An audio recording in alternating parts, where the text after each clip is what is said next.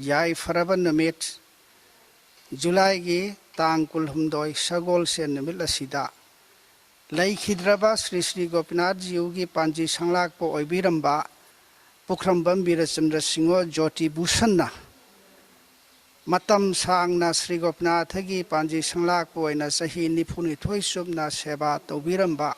असोय अंगाम पु अमत्त यावहंदन ngaakpiramba punamak asigi damakta khalle haraga राजकुमार जिला सना सिंह कलाराज न लमजिंग बीरे हरगा अखोगी श्री गोपनाथ की सेवायत Singh अमसुंग carol लेकाय मयाम पुन्ना हुप्पे हरगा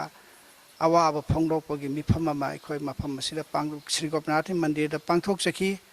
हायरिबा मिफम असिदा महाकी photo the लैसु कत्तुना minute अनि तुमिन्ना लेप्तुना अखोयना पांगथोक सखीबा मिफम असिना